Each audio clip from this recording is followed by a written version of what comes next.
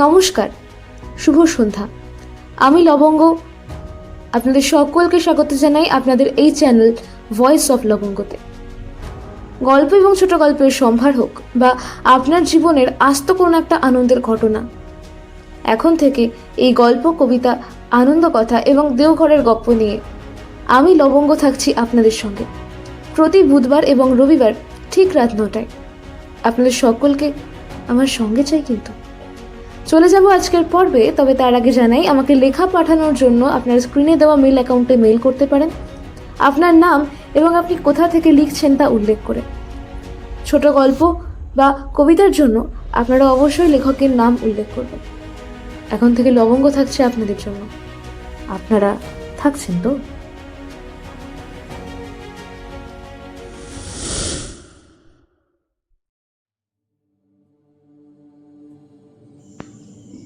দেওঘরে তপোবন যখন মোটামুটি একটা নিয়মের মধ্যে এসে গেছে, পশ্চিমবঙ্গের বিভিন্ন জায়গা থেকে কয়েকজন শিক্ষিত, উৎসাহী, সৎসঙ্গী যুবক এসে শিক্ষকতার কাজে আত্মনিয়োগ করছেন, তখন থেকে শিক্ষকবৃন্দ নিয়মিত সকালে সন্ধ্যায় শ্রী শ্রী ঠাকুর সন্নিধানে এসে বসতেন, গ্রহণ করতেন জীবন চলার সূচি সংকেত।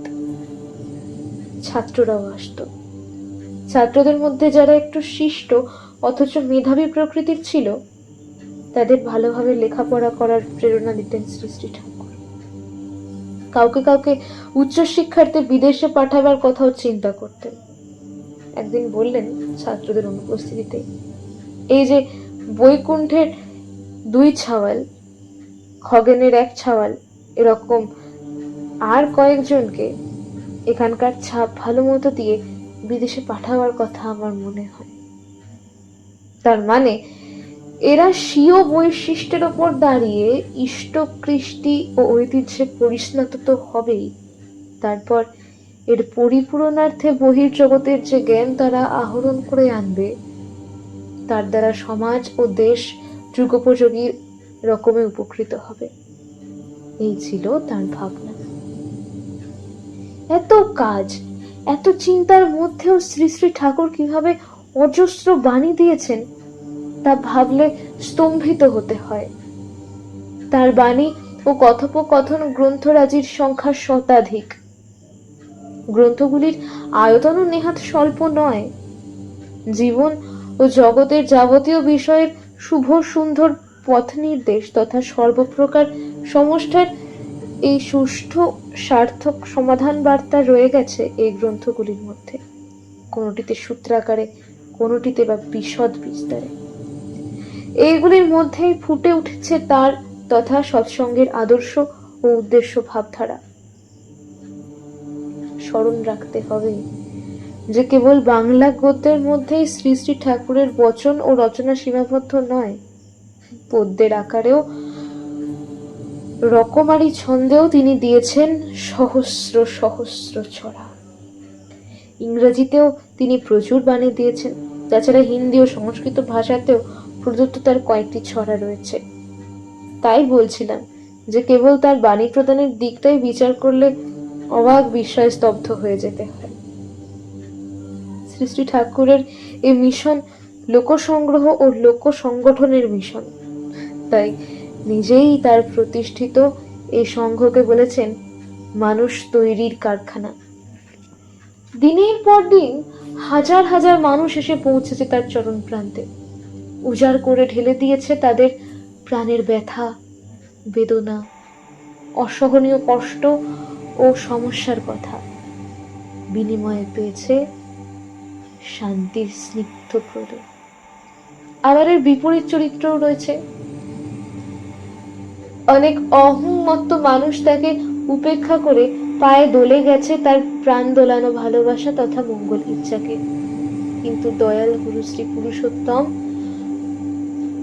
সর্বংসহা ধরিত্রীর মতো সহ্য করে গেছেন প্রবৃত্তি তাড়িত মানুষের হৃদয়হীনতা। অমেয় স্নেহ প্রলেপে তাদিগকে সুস্থ সংবুদ্ধ করে তুলতে নিরন্তর সচেষ্ট থেকেছেন। আর এই বিচিত্র লোকচরিত্রের ওপর ভিত্তি করে তিনি প্রদান করেছেন বাণীর পর বাণী, বলেছেন কথার পর কথা। দেওঘরে আসার পর শ্রী শ্রী ঠাকুর যেসব বাণী দেন, ইংরেজির এই 50 দশকের শেষ ভাগে সেগুলি ছাপাবার জন্য তিনি বিশেষ ব্যস্ত হয়ে পড়েন। তখন থেকে বাণীগুলির সজ্জা, সূচিপত্রাদি প্রণয়ন ইত্যাদির কাজ চলতে থাকে। এক এক বিভাগের বাণীগুলি একত্র করে এক একটি পৃথক গ্রন্থের অন্তর্ভুক্ত করা হতে থাকে। বিধায়না সিরিজের এই সব গ্রন্থের নামকরণ করে দেন শ্রী শ্রী ঠাকুর স্বয়ং। গ্রন্থাকারে সাজানোর জন্য প্রতিটি বাণী পৃথকভাবে পড়তে হয়েছে। বাণীর মধ্যে যদি কোথাও বুঝতে অসুবিধা হতো বা বাণীটি কোন বিভাগে যেতে পারে তা নিয়ে সন্দেহ হতো, তখন বাণীটি শ্রী শ্রী ঠাকুরের সামনে পড়েছি। যথাযোগ্য ব্যাখ্যার ভিতর দিয়ে যিনি আমার বোধের জট ছাড়িয়ে দিয়েছেন। কোনো বাণী হয়তো একাধিকবার পড়তে হয়েছে। এই পড়ার সময়টা ছিল সাধারণত শ্রী শ্রী ঠাকুরের দ্বীপ প্রহরান্তিক বিশ্রামের পরে। তিনি হাত মুখ ধুয়ে সুস্থ হয়ে বসার পরে বাণী পড়া আরম্ভ করতাম। শ্রী শ্রী ঠাকুর নিজেও খুব আগ্রহ করে শুনতেন তার পূর্ব রচনাগুলি। মাঝে মাঝে আত্মপ্রসাদের স্মিত হাসি হেসে বলতেন, হে আমি লিখেছি? হ্যাঁ বলার পর বলেছেন, আমার লেখা বলে মনেই হয় না। তা তো হতেই পারে, কারণ বাণীগুলি সম্বন্ধে তিনি প্রায় বলতেন, ওগুলো আমার মুখস্থ বিদ্যা না মনি, ওগুলো আমার কাছে আসে। কখনো বলেছেন টেলিফোনের রিংয়ের শব্দের মতো, কখনো বলেছেন মাছের ঝাঁকের মতো দল বেঁধে, কখনো বলেছেন মেঘের টুকরোর মতো। তাই শ্রুতি লিখনকালে আমাদের ধারণা শক্তির অক্ষমতার কারণে যদি কখনো একটি শব্দ হারিয়ে যেত, সেটি আর পুনরুদ্ধার করা সম্ভব হতো না।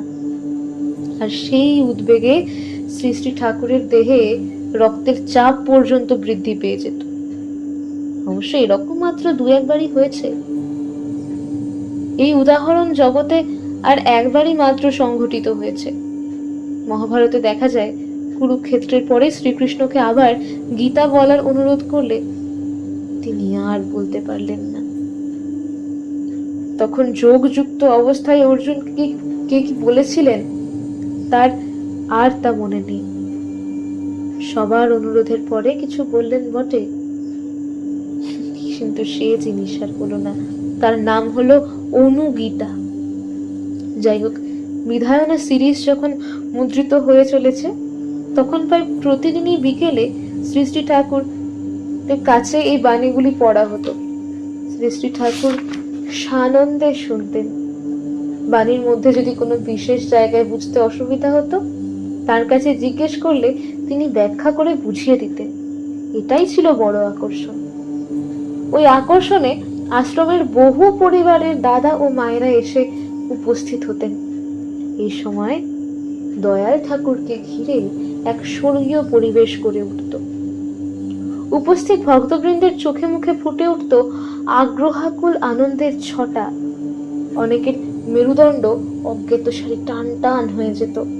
বৃদ্ধা মায়েরা যুক্ত করে মাথাটা একটু সামনের দিকে ঝুঁকিয়ে প্রতিটি শব্দ বোঝার চেষ্টা করতেন। সমস্ত পরিবেশটা থাকতো শান্ত। বিকালে যে বাণীগুলি শ্রী শ্রী ঠাকুরের সামনে পড়তে হবে, তা সারা দুপুর ধরে বসে বসে বেছে বেছে ঠিক করতাম। শ্রী শ্রী ঠাকুরের ভোগ হয়ে গেলে তিনি বিশ্রাম করতে যেতেন। তখন আমি আনন্দবাজারে প্রসাদ নিয়ে ঘরে এসে বাণীগুলি নিয়ে বসতাম। আমার ঘরখানি ছিল ঠাকুর বাংলার মধ্যে অশ্বত্থতলে। 6 হাত বাই 4 হাত ছোট্ট ঘর, উপরে টিনের ছাউনি। কিন্তু ছাউনিটা এত নিচে যে ঘরের মেঝেতে দাঁড়িয়ে হাত দিয়ে ওপরের টিনটা ছোঁয়া যেত। ঘরের ভিতরে 2খানা খাট, 2টো বড় ও 2টো ছোট আলমারি। উত্তরে দক্ষিণে দুপাশে 2টি এবং পূবের দেওয়ালে 2টি ছোট ছোট জানলা এবং পূর্ব দিকে একটি দরজা। গরমের সময় বাতাস কমই আসতো, আর টিনের গরমের হাতটা প্রচন্ড লাগতো। গরমে ঘেমে নিয়ে গেলেও আমি ওই ঘরে বসেই এক মনে যাবতীয় কাজ করতাম, কারণ আমার এই ঘরে থাকাটাই ছিল শ্রী শ্রী ঠাকুরের অভিপ্রেত। একদিন দুপুর বেলায় পূজনীয় কাজল দাদা, মানে শ্রী শ্রী ঠাকুরের কনিষ্ঠ পুত্র, ওই ঘরে ঢুকেছে। আমার সঙ্গে কিছুক্ষণ কথা বলার পরেই তিনি গরমে অস্থির হয়ে উঠলেন। বললেন, দেবিদা, আপনি এখানে বসে কাজ করেন কি করে? আমি আর কি উত্তর দেব, একটু হাসলাম। পরে বিকেল বেলায় কাজল দাস শ্রী শ্রী ঠাকুরকে বললেন, বাবা, দেবিদার ওই ছোট ঘরে তো খুব গরম, ওখানে একটা ফ্যান লাগিয়ে দিলে হয়? শ্রী শ্রী ঠাকুর সহজভাবে উত্তর দিলেন, আমি চাই ও ওই ছোট ঘরে জয়দেবের মতো বসে কাম করুক। ব্যাস, কাজল দাস, যার যাতে মঙ্গল, যাতে সে প্রবৃত্তি বন্ধন মুক্ত হতে পারে, দয়াল ঠাকুর তাকে সেইভাবেই রাখেন। নাম ধ্যান ও সাধন ভজন সম্পর্কে বহু বাণী দিয়েছেন ঠাকুর। সাধন পথের বিভিন্ন স্তর এবং সর্বোচ্চ ধামের নিখুঁত বিশ্লেষণ তার এক একটি বাণীতে এমন ভাবে করা আছে যা ইতিপূর্বে কোথাও দেখা যায়নি।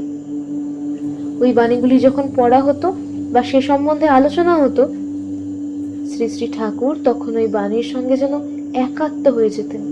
বলতেন, এইসব কথা হলেই আমার মাথার মধ্যে কেমন যেন পড়তে থাকে, শব্দ যেন লেগেই থাকে। সাধন জগতে অনুভূতির ক্রমে শব্দশ্রবণ ও জ্যোতি দর্শন হয়। এটা শ্রী শ্রী ঠাকুরের জীবনে ছিল সহজাত। নামী পুরুষ তিনি। শাস্ত্রে উল্লিখিত শব্দ ব্রহ্মের ঘনীভূত ব্যক্ত মূর্তি। তাই শব্দ ও জ্যোতি তাতে শত বিভাসিত। এই শব্দ ও জ্যোতি তত্ত্ব সম্বন্ধে ভালোভাবে অবগত হওয়ার জন্য শ্রী শ্রী ঠাকুর আমাকে সারদা তিলক, যোগান বুদ্ধি, রাধাতন্ত্র প্রভৃতি গ্রন্থ পড়তে আদেশ করেন। গ্রন্থগুলির মধ্যে তার কথার সমর্থনে যেখানে যা পেয়েছি সঙ্গে সঙ্গে তাকে বলেছি। তিনি আনন্দিত হয়েছেন।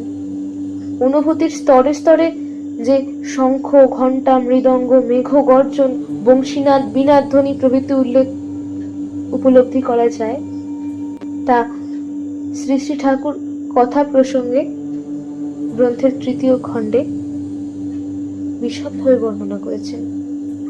বিধারণা সিরিজের কোনো কোনো বইতেও এইসব শব্দের ক্রমস্তরের কথা সুন্দরভাবে বলা আছে।